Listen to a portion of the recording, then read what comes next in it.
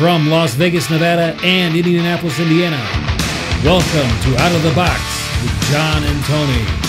Now here's the host of the show, Tony Scott. Oh man, look who's back. Oh yeah, we're back. Hey guys, we're finally back. Man, was that 2 Mondays? I was kind of thinking, you know, every other Monday, that kind of seemed like every other month. Anyway, I'm Tony Scott, the host for Out of the Box. Today, you know, we got an interesting show today. Chemtrails. Yeah, that's it. But planes flying overhead and the exhaust vapor gas, or the exhaust vapor, is supposed to be vapor. Now, people think they're chemtrails. What in the world are they spraying up there? I don't know. We're going to talk about that today. And joining me from Indianapolis, Indiana, my co-host, John Allen. John, how you doing, bud? Hey, I'm doing pretty damn well out here in Indianapolis. It's real nice, really. Actually, it was kind of a weird day today, but glad to be back after taking a week off. Yeah, that every other Monday thing, took a little adjustment, but I think it's going to work. But weather forecast real quick before we get going on contrails and chemtrails. Indianapolis, it's about 40. It snowed this morning, and yesterday was about, I don't know, it's 60, 55. So it's a continuing thing out here where 2 days it's warm, and the next day it snows. Right. And this weekend is supposed to be up to 70, folks. So I hope it stays there. Real quick, what's the weather out there in Vegas? Oh, man, Vegas, what the hell is the weather out here? Let me look. About 70s. 70s is good. You know, sometimes it's, you can't never tell about Vegas. You get fronts move in. You got the Santa Ana winds come over. We just had wind gusts up to 50 miles an hour. You know, batten down the hatches. You know, used to have a couple of trees out back. The wind blew so hard it blew them over to the ground. And oh my gosh, the weather's been. We're talking about chemtrails and contrails and whatever. Right. And that will. It's supposed to affect weather. We'll get into that. But anyway, it just seems like the weather has been wacky. Well, it's wacky weather. You never know what it's going to be like. I think I'm going to move to Antarctica. It's like 100 below. It's like 100 below zero. I wonder if there's like chemtrails in Antarctica. You know what I'm saying? You know what I'm saying? Oh yeah, something. Yeah, we got a good show for them, don't we, Tony? We're talking about the chemtrails and the contrails. So. Oh yeah, I'll take it back out to you. Let's get started. Let you have it. Hell yeah, let's get started. We got some good stuff for you. We got some good graphics. Like I said, we don't need that graphic, but we just need the chemtrail stuff. What are these? And we got a graphic coming on here. Rod's got this because it's slow. Chemtrails, there we are. Who is behind all this madness? Go figure. I'll tell you what, guys. Chemtrails. Now, chemtrails didn't become well known until the late 90s. And before then, we kind of looked at, it was kind of too fast there. That's okay. Let's get back over there. Yeah, like the late 90s. One of the people that I did some minor research on chemtrails, and one of the people who actually first started that, believe it or not, is Art Bell. I like Art Bell. Coast to Coast AM radio. There's your plug, Art. Got to have a plug for Art. It actually George, what was it? George Norrie, yeah. Jad. I was going to say George Nooney.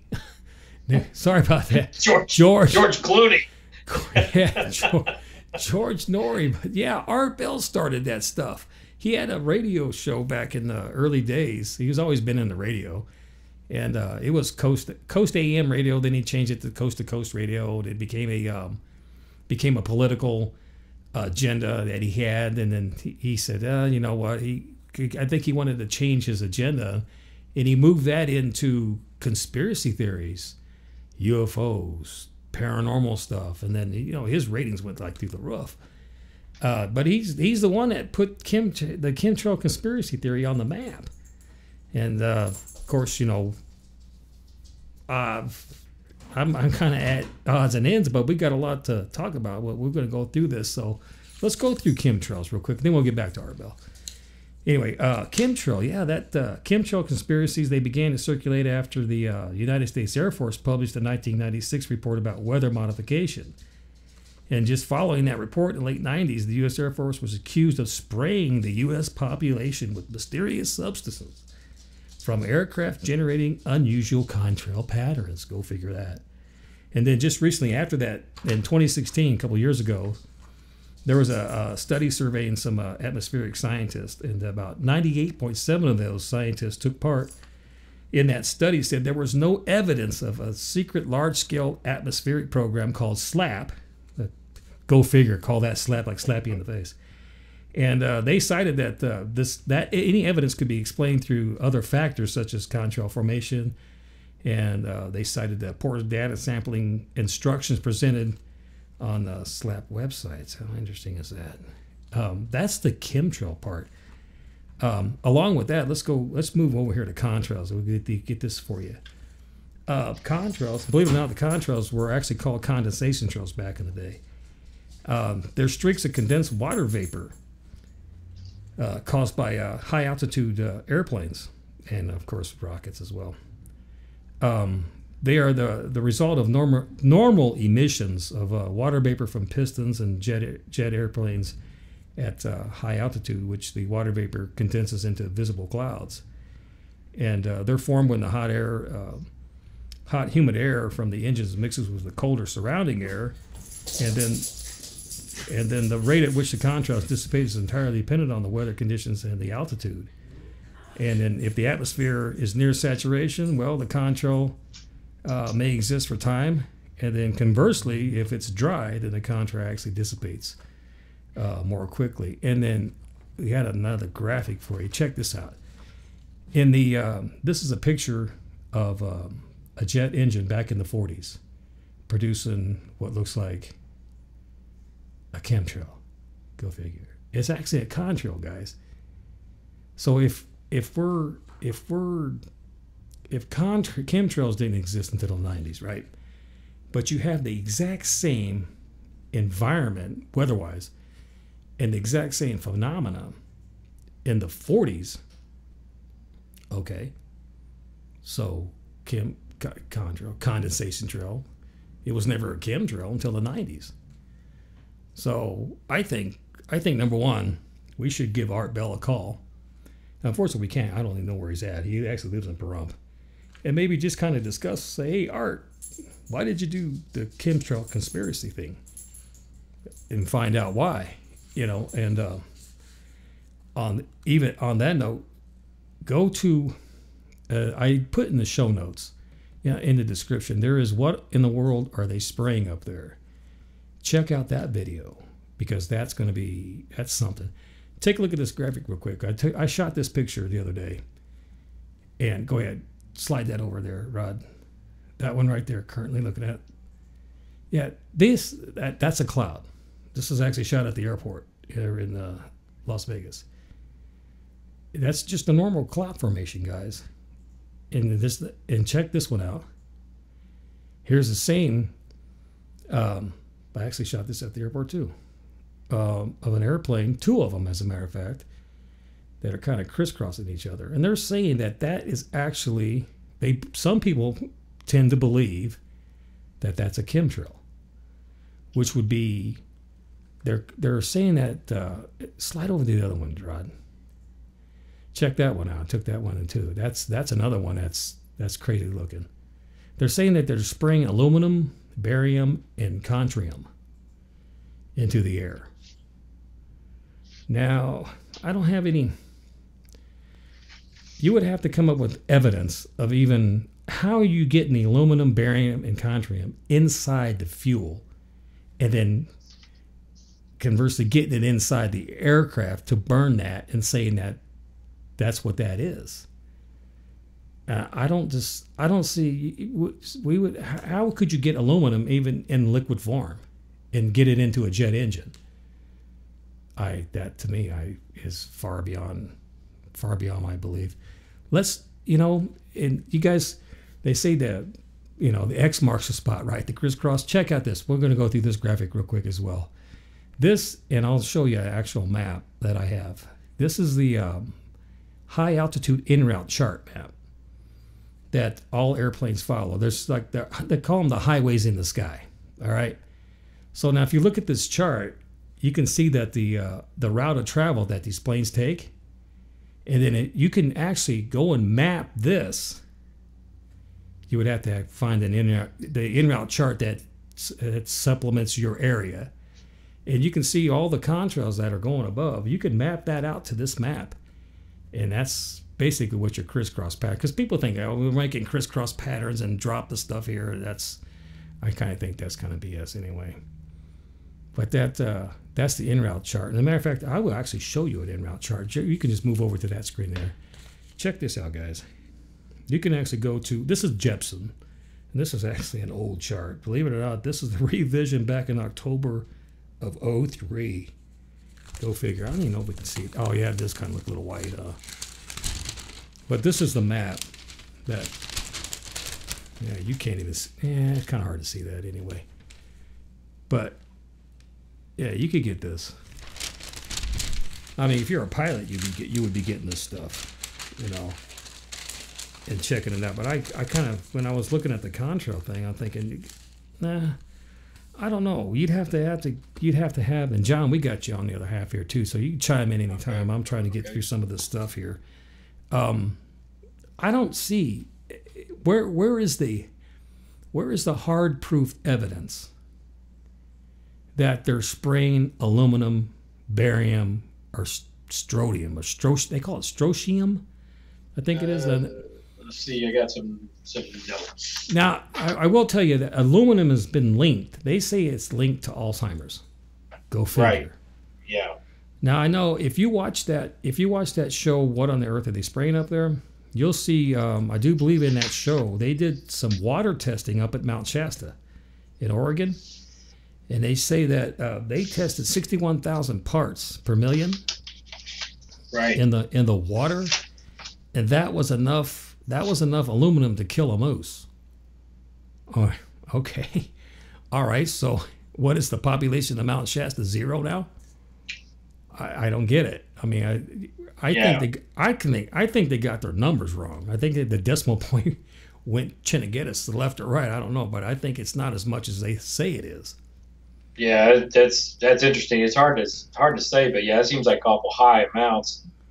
When we talk about the chemicals, they got supposedly got barium salts in there, aluminum salts, and fibers, and silicone carbide. This is supposedly what they're spraying. And you know, the chemtrail thing, like you were saying, it's like a cloud. They call it cloud seeding too, programs and climate engineering, and that's all the conspiracy rather on the chemtrails. You know, you're talking about running the stuff through an jet engine, right? Right. Well, if you run that aluminum, I think we talked about this pre-show notes. If you run that aluminum and all that stuff they're saying they run through the jet engine, it's going to make the jet engine not even run well, fail, really. Don't you think? I mean, you know, I was thinking, from a technical aspect. I mean it's going to mess up the engine. So I don't think they're throwing stuff through the fuel. It's like pieces of aluminum, right? Yeah. What are you going to do? Melt the aluminum into what? You can't just burn aluminum in your car. Somehow you got to get it down to where it's feasible to, you know, to a combustible engine, to where, okay, the engine's going to ignore the aluminum and fire anyway, right? Or is aluminum just going to get clogged into the fuel lines, and then years and years and years down the line, the plane just, okay, we're just taking I think it would just, if they were doing that all the time, I just think the planes would be falling out of the sky and be doing an awful lot of maintenance, because I think it would just jazz the engines up so bad that they couldn't function right. And you know, that's like if you're running, that's like, Tony, if you're running like, if you got a bunch of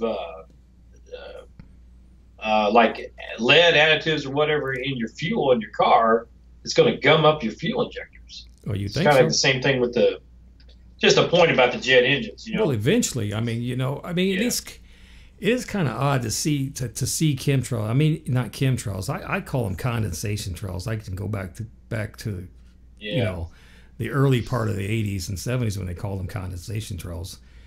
And if you actually look at it, it looks bright. I mean, it's bright as bright. It's almost hard to explain. It's almost like there's a light emission to the actual vapor itself. And when I looked at barium, or was it? I think it was barium. Barium's used in fireworks to produce that red glow. And okay, well, and even in flares they use barium to produce that high intense.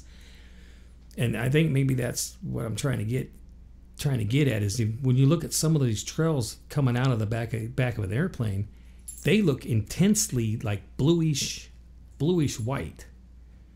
So is that the barium being exposed to the atmosphere? I mean, I don't know. I really don't know.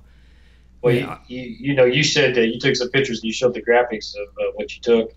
I saw just yesterday, I watched a jet in the morning coming through. We had clear sky yesterday. And I watched the contrail of the aircraft, the jet, and he was up there. He was up there 30,000 plus. And the contrail kept going and going and going and going and going, and all of a sudden it just stopped.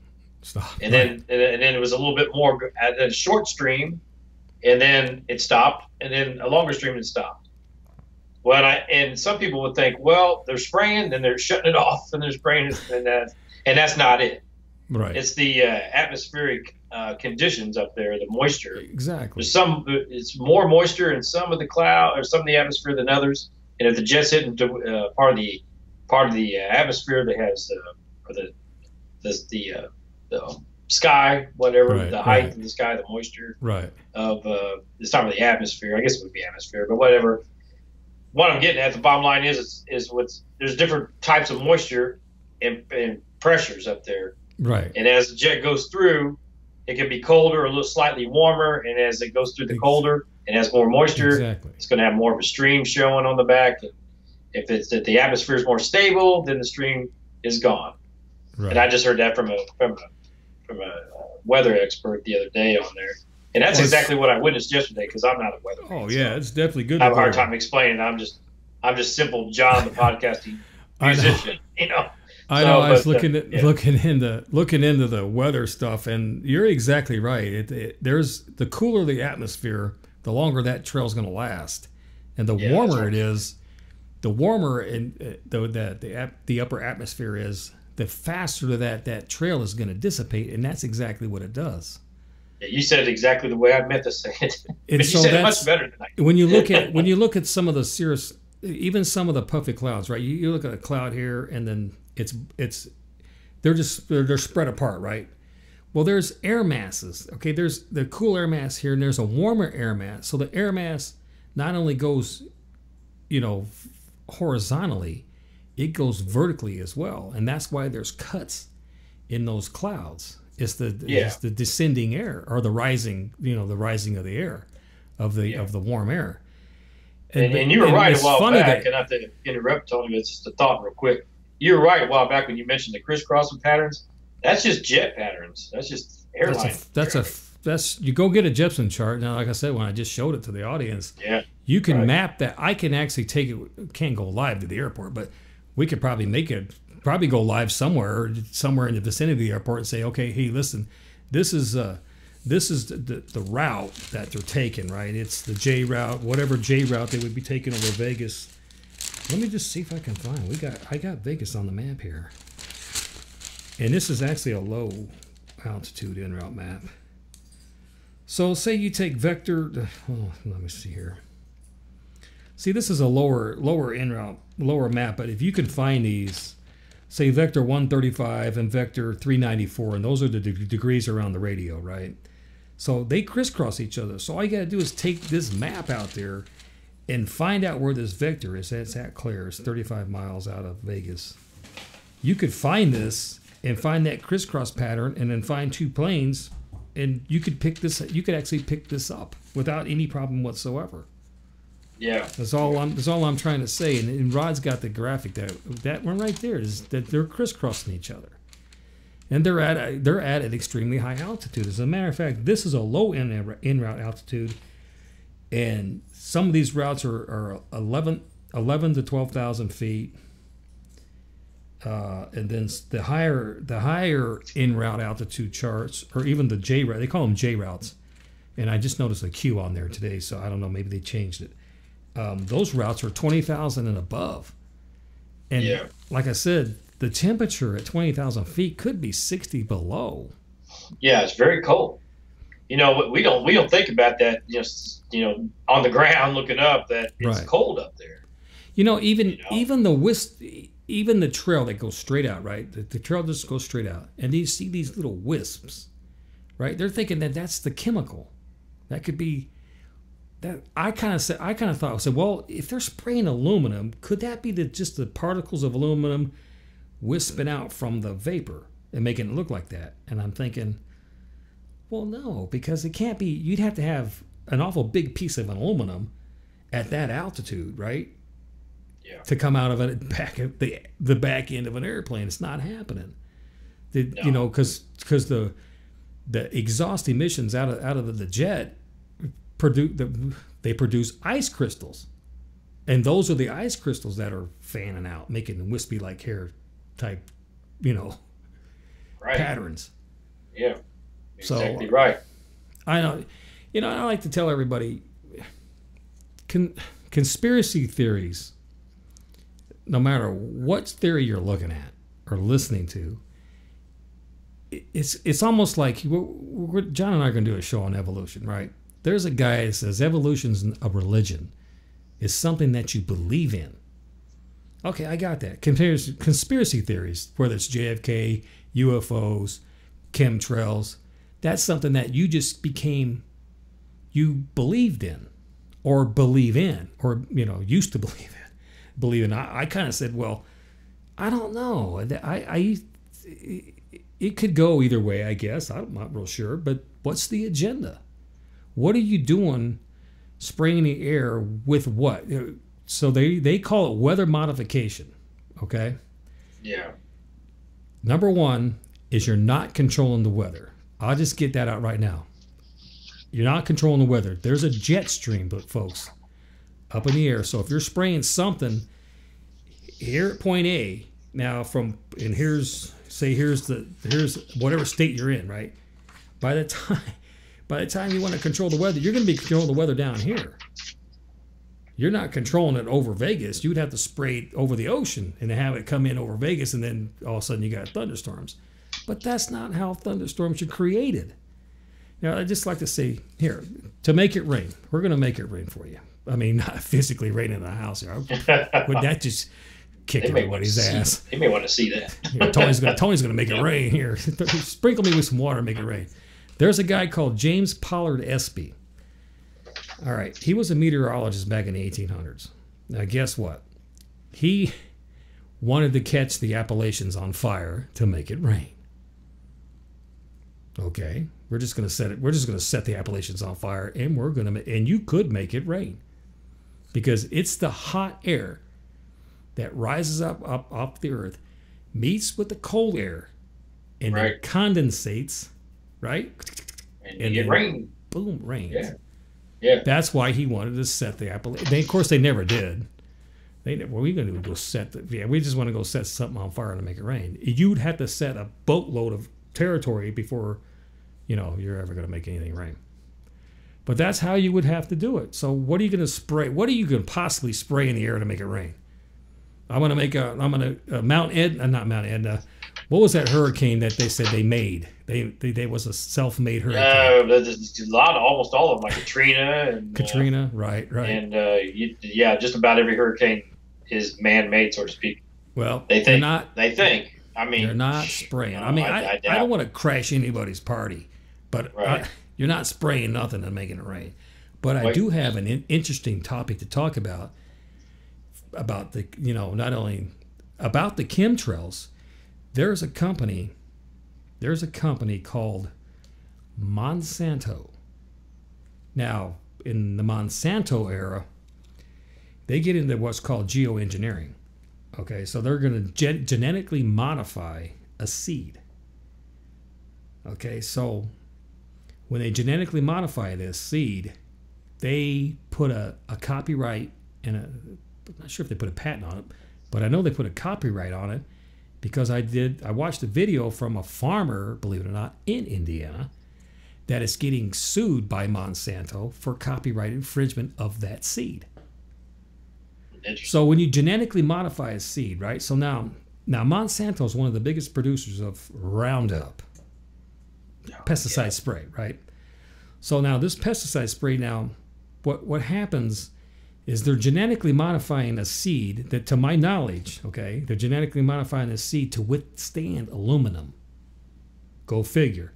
Spray aluminum, my seed laughs at you, it's gonna grow anyway. But guess whose crops are not gonna grow?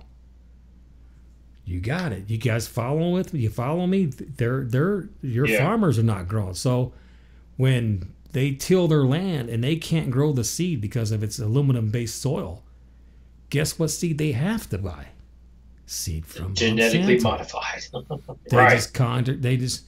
But how long is that going to take? I mean, how long do you think that would actually take to spray aluminum 20,000 feet and more above, and have that aluminum land on that guy's farm? I mean, it's like taking a quarter, right? It's like taking a quarter at 10,000 feet over the state of Texas and dropping it and saying, I'm dropping it on the X. Yeah, right. It's not happening.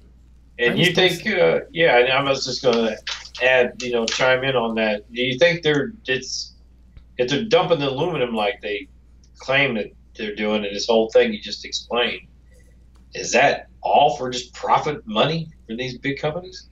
I mean, it seems like it. It seems like Farmer Bob and Joe no longer seed crop. So they're going, hey, we need to buy some of your seeds. Okay, that's fine. It's 10 G's for this packet of seeds, right? And, oh, by the way, we got a copyright, so you can't replant those seeds. You have to come back and give us another 10 G for another bag of seeds. Yeah, so that's almost like it's like total control. It's control. You better believe it. Of the food chain. You better. They cornered it. They cornered it. So is like I said, I don't want to get into the crop part of it, the Monsanto part of it, but when I was looking at the chemtrails, so they're chemically based. So I looked at that and I said, oh, that's Monsanto. Maybe they're part of the conspiracy or part of the program, right? To spray, to get that market. So, but there was what was this? This is about as far as I got, but I wanted to find out what report about weather modification did the United States Air Force report on. I want to see the report, and unfortunately I couldn't find it. So I'm going to further my research even after this show on trying to find what this report actually said and why they were accused of spraying the population with mysterious substances. And I heard that was fact, that they really did do that. Right. Because I heard that was fact. Yeah, I got that out of Wikipedia. For you people who believe in Wikipedia, I don't know. It's information. Yeah, it's in more than that too. It's information. I talked to some people this weekend. But they're saying mysterious substances, right? It's not so mysterious when you're saying barium, aluminum, strontium, silver oxide. Right. It's not so mysterious when you're No, that's just stuff that we got. And add to that real quick, Tony, it said the reason why we were talking about the reasons why they're spraying, if they're spraying, because that's what our show's about. Right. True or false, I guess, right? Right. Solar. So the chemical may be to release some solar radiation management. In other words, calm the sun's radiation down. Right. Of course, you mentioned the weather modification already. Right. But this is the weird one right here: psychological mutation. Yeah. Manipulation, rather. Right. So to dumb you down. Controlling your mind, basically. Right. Human population control. Biological or chemical warfare. So that's right. That's crazy stuff there, Tony. Crazy stuff. I know aluminum is an excellent barrier for radiation. So maybe somebody's going, oh crap, man, all the sun's radiation's coming up. Quick, go upstairs and spray some aluminum and don't tell them. Don't tell them we just screwed up your freaking atmosphere. Well, But you know what? I think if they're, well, that would I think if they're well, that's positive. That's positive. I don't want to go outside right.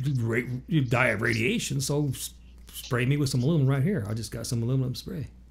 You know, Well, whatever. well, you know that to add to that though, if they are spraying, they're not spraying. They're not putting it in the fuel tanks and running through engines. I believe, like we talked about earlier. I think they would have to have separate tanks on the bottom of the plane or something, and just basically, like we said, spray it. Well, that's the spraying whole, it. that's my whole key. Flip that back over, Rod, so we can Yeah, keep it on. Stuff on there, I think. Yeah, that's my whole key about spraying. Okay, so somewhere down the line, somebody get out there, go to Big Five, go to Walmart. I don't really care where you go. Go get a freaking telescope with a freaking 9,000 millimeter zoom lens. Okay, zoom into the plane. People, we can find out. We can find out. Maybe the conspiracy theorists who believe this stuff, they're saying, well, we don't want to do that because it's not going to be true. We're just really the exhaust. We don't want to do that. Well, I want you to do that. As a matter of fact, don't. Because I'll just go to Big Five. I'll get me a telescope. I'll zoom up there with the telescope. I'll take the picture of it because there's telescopes that take pictures these days. And just prove all you people wrong. I think what it is with the chemtrail folks is that they just see it coming out of the back of the planes. You know, they see all this massive exhaust, and I think that's why they just assume it's coming out of the engine. But if they really are spraying, I think it's coming from a different source, not the engine. That's the whole point I'm trying to make. If they are spraying. I think that they did spray. Or are they spraying now? I don't know. That's up for you guys to decide. You know. That's up for that's a big debate. That's up for discussion, right? That's what we're doing. I mean, it's pretty simple to prove it. I mean, I've, you know what I'm saying. I'm over here talking about it.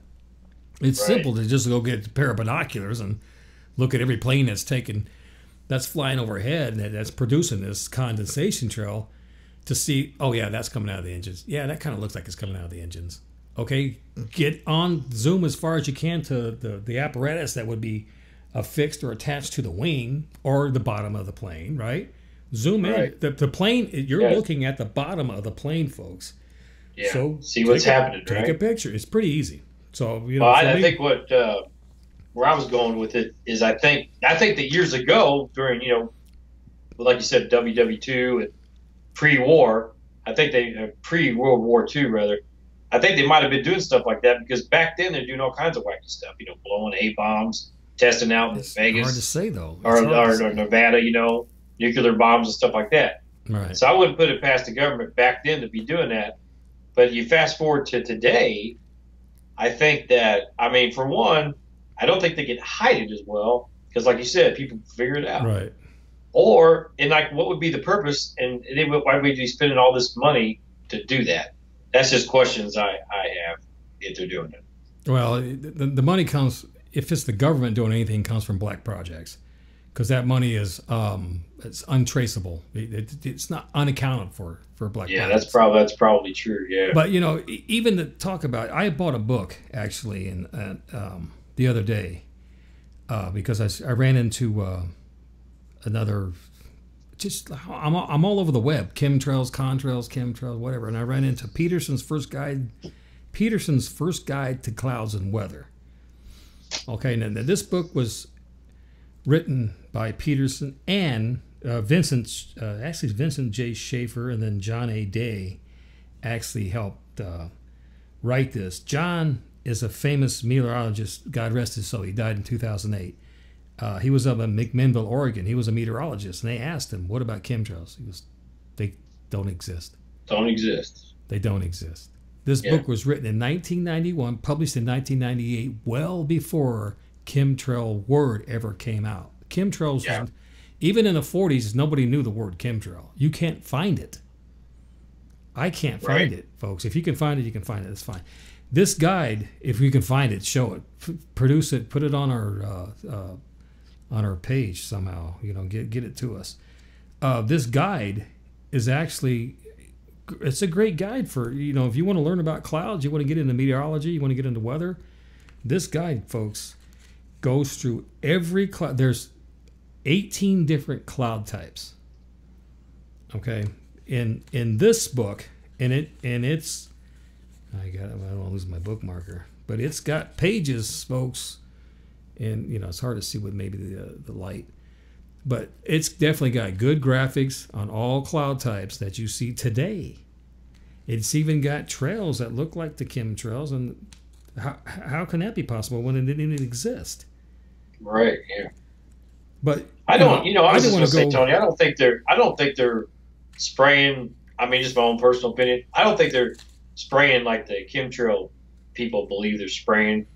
Because for one, if they were spraying like that a lot, you'd be seeing. I would think you'd be seeing the stuff, the residues and stuff on your cars, your houses, and everything. You'd be like getting out your window and you know, your stuff across your window. I was like, "What's this residue?" It's funny. Lumination. It's not funny you say that, but it's. I'll wait for Rod to get the thing back away. It's funny that you say that. Not funny, but if you watch that, what on earth did you spray? And I put that in the description so you guys can go to that video because it's a good video.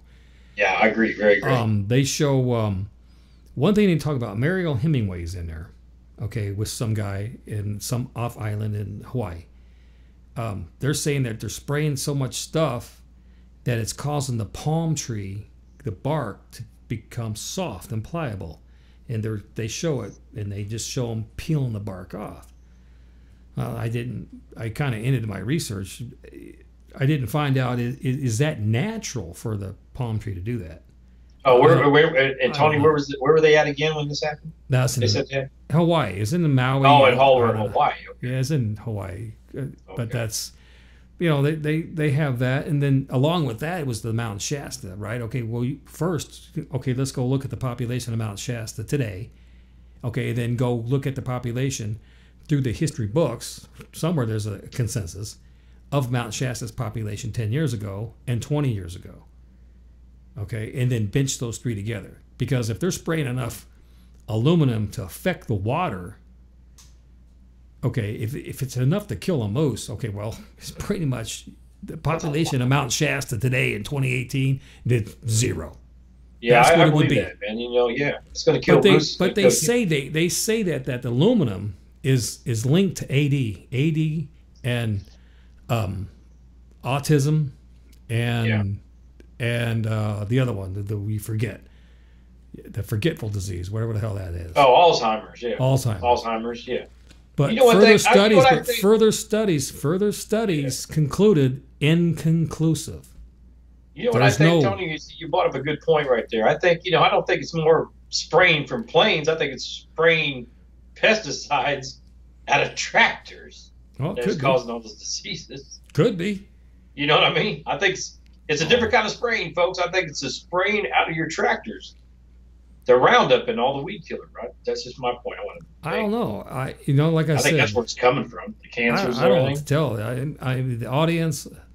I mean, we got our audience, and God bless all you guys out there. And whatever your agenda is, not our audience, but the other folks, whatever your agenda is, it ain't working.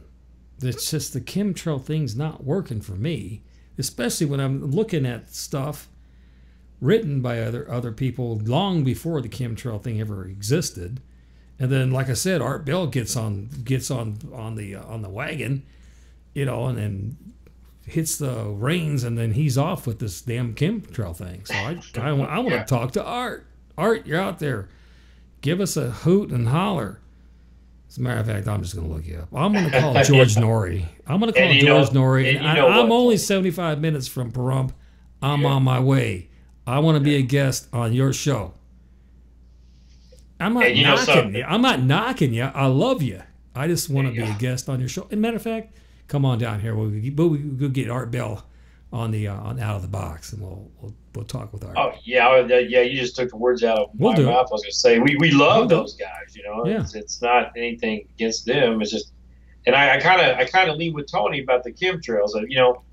I was buying it a long time ago when it was coming out. Like Tony says, the media feeds you. We've said this in our shows before. Sure. People seem to want to buy it all the time. Like, oh, they said it's true, so it's got to be. But I'm kind of leaning with Tony on this, folks. I think that the chemtrail thing is exaggerated quite a bit. Like I said, I think that spraying out of the tractors and the fertilizers and the Roundups and stuff is what's really doing damage to the environment. That's just my own opinion on that. I don't know. Take a look at this picture again. Just check this picture out. That's a condensation trail, folks. There's clouds in there. I got it. I get it. Yeah. And here's the other one, folks. This is a couple airplanes. You can tell they're at high altitude. Definitely tell. I took that with the cell phone, actually. It came out pretty good, but check it out, folks. That's just a contrail. It's contrail. Yeah, it's a contrail. Yeah. They're contrail. They're condensation trails, folks. So I mean, I don't know. I mean, now I was just gonna say real quick too. I said I don't think that I'm not saying that the government or whatever has never sprayed stuff from aircraft. I'm not saying that, but I do think that it's not really happening like a lot of people believe. No. We as humans, in the how do you say this? We as product buyers spray more crap than the government could ever think about spraying. Well, and I do it, right? And my wife gets on me, man. I get out in the summertime, spring, weeds start popping up. I'm Roundup.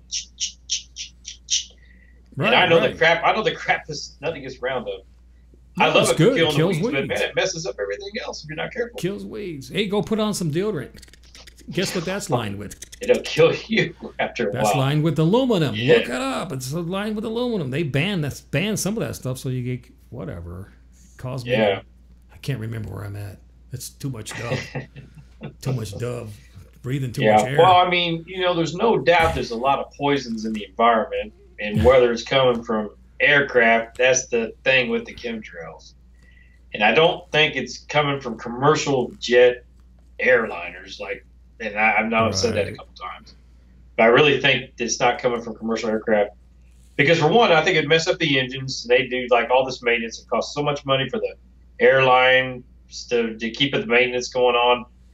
I just don't think that's happening. I was going to post a video. I watched a video. This guy says he got some pilots that say that they were spraying stuff, and I'm thinking, listen, dude, I can do the same thing. I can just get my camera, hold it down to the side. Oh, hey, excuse me.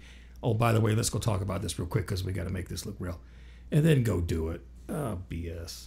Sorry. Well, Tony, I don't know if you got, I don't want to take up time if you got more graphics and stuff to talk about, but I just want to make another point real quickly that, the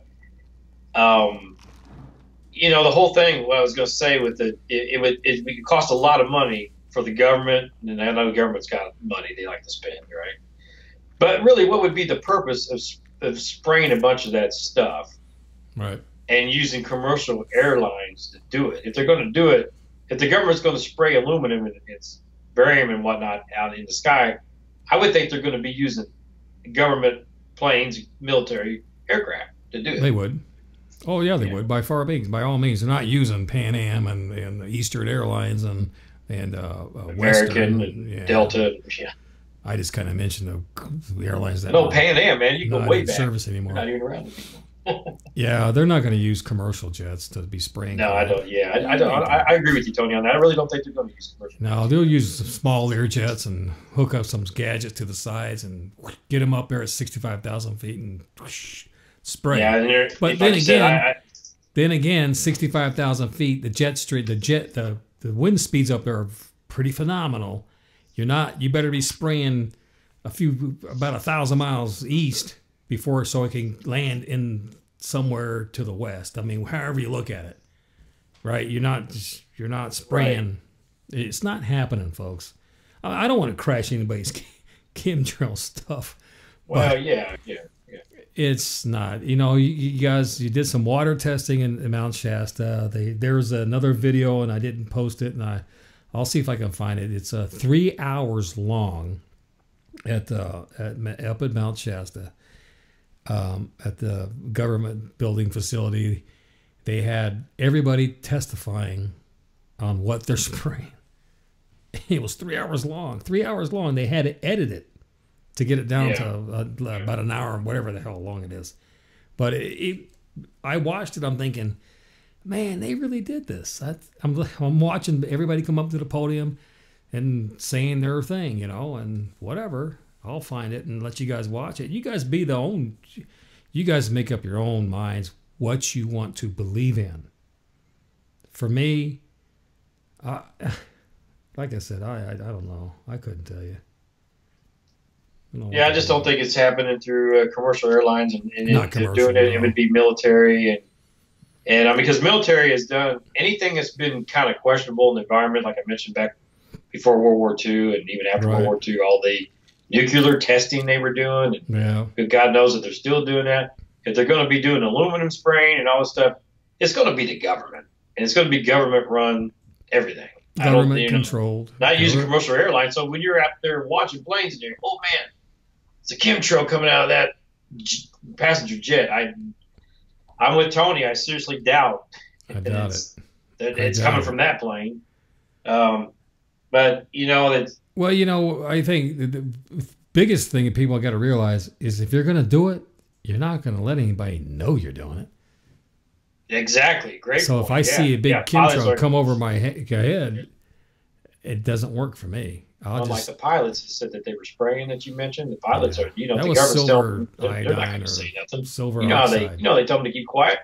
Heck, with the pilots, they don't even tell them. They even tell the pilots, and you know this because you work in that industry. They even tell pilots you are not allowed to say you saw a UFO while you're flying because you can get fired. So if they're spraying, chemicals out of the plane, they're going to go around and tell people, yeah, we're spraying chemicals down on you. Don't tell nobody, but I just said it on a newscast. Right. They're not going to say that. They get fired, right? I think they would. Probably. Yeah. Yeah, I think they get fired. I don't know. Anyway. That's where I'm going with that. Oh, I wanted to add too, Tony. I think that we talked about this too. You know those ballast barrels that people, that they say they're on these planes, and these barrels that they photographed in planes, empty, no seats, just the barrels. They keep saying that's where the chemicals are coming out of, and come to find out that's just water, and to test the weight and how weight movements and whatnot. The weight of the passengers. With the passengers. So it's just testing the flight of the jet, the stability under different weight. That's all. That it looks kind of funny. Go to Wikipedia. Oh my gosh, I guess you do chemtrails, right? I think I. Well, I got it. Yeah, it's with the chemtrail one. Yeah, Wikipedia on chemtrail. Did you see the picture of the ballast, the black ones, and all the hoses in the airplane? Yeah. It's on that. It's on the It's on It's called Chemtrail Conspiracy Theory on Wikipedia. It's on there. Yeah, you guys hit that and check out that ballast thing because it's kind of funky looking. You could have all kinds of chemicals in that thing. If they're water, good. If they're chemicals, okay. Well, there's some proof right there. Yeah, if they're chemicals, then they're faking us out pretty good. Right. You never know, but you know. One good thing, you know, working out at the airport, I just go, hey, give me a sample of that fuel, right? And then I'll just go take it to a lab and say, there you go. What is this? What is it in this? I'm not going to take the time to do that. I mean, you could do that. Just take a sample of fuel. Yeah. Right? As a matter of fact, take the jet fuel, take the car fuel, right? Take both of them, label them, jet, car, take it to a lab, analyze it for any known chemical. And then when the test lab results come back, bench them across and see if there's... Wow, you just brought up another great point, Tony. You can do it. Who knows? They could be putting this stuff in our gas and we're throwing it out of our exhaust into the sky. Maybe that's another thing. Maybe that's what makes your car... All you chimmies out there, you don't give a damn about the automotive pollution, right? That doesn't mean anything to you. Check it out. One of these, I'm going to go, just go to, look at L.A. L.A. on a clear day, you can see everything, right? Just like Vegas. I live about 20-some miles, 28 miles from Vegas, right? On a clear day, when everything's nice and clear, you can see Vegas, right? There are days where it's an orange cast all the way across the freaking city. I'm thinking, man, we're breathing that. And that's our emissions, folks. That's your car, everybody's car. You know, that's... But you chemtrails don't care about that, right? You just care about the white cloud that goes across the sky. and the wisps that come out, and then you think the falling ice crystals out of the stream.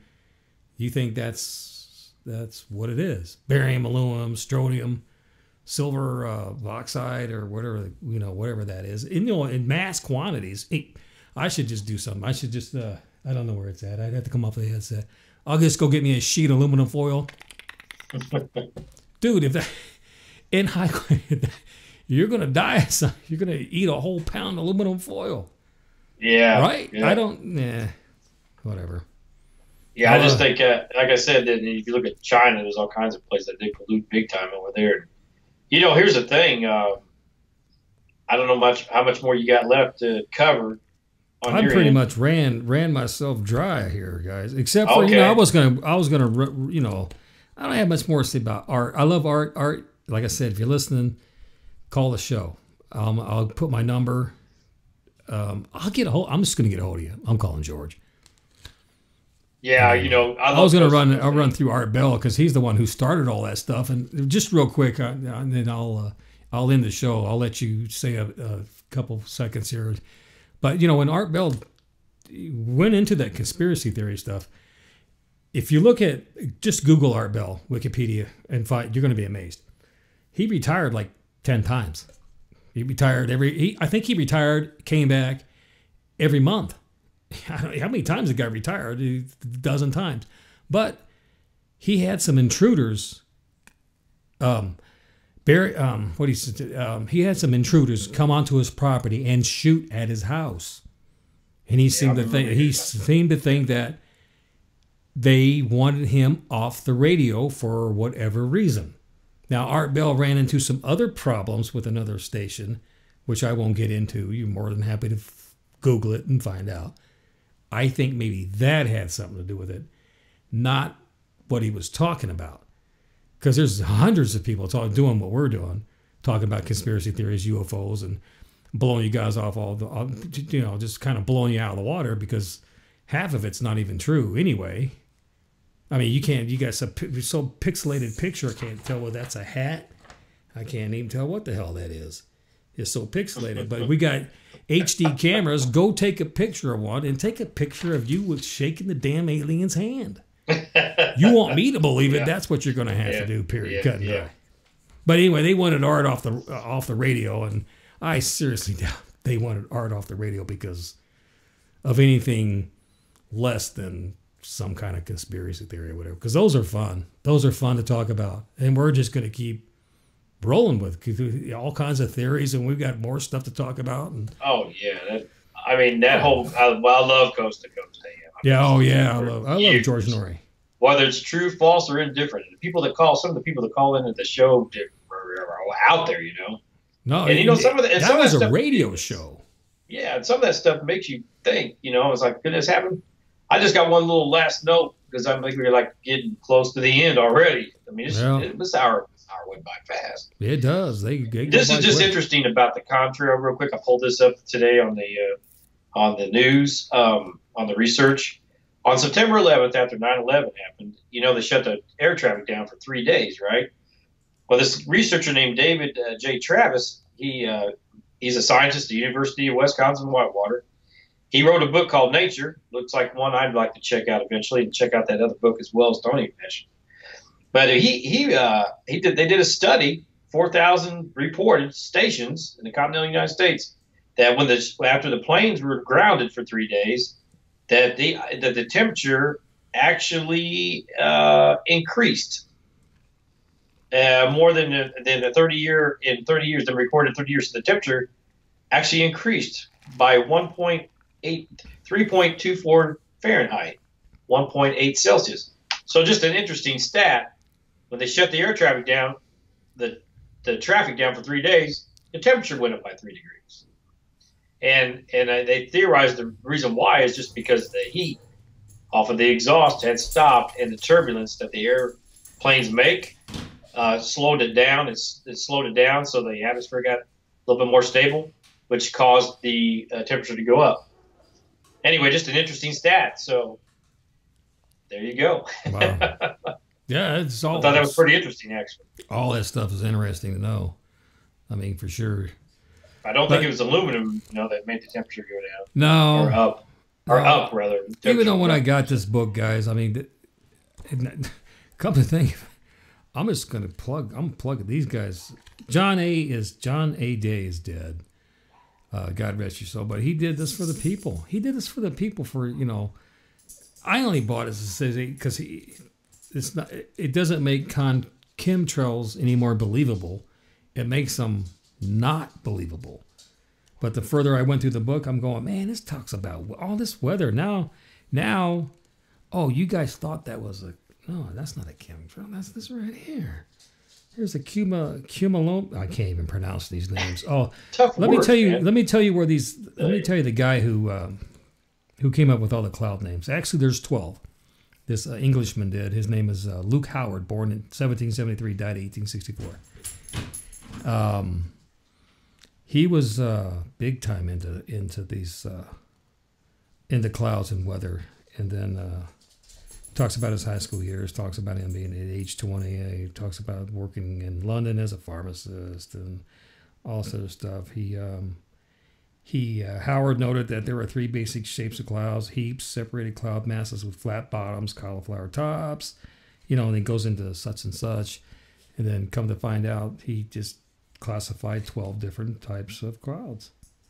And it's interesting because you look through this and think, oh yeah, that's got nothing to do with the chemtrail. That's just weather. Right. That's just weather. I go get it. It's Peterson, First Guide to Clouds and Weather. It's only like $8.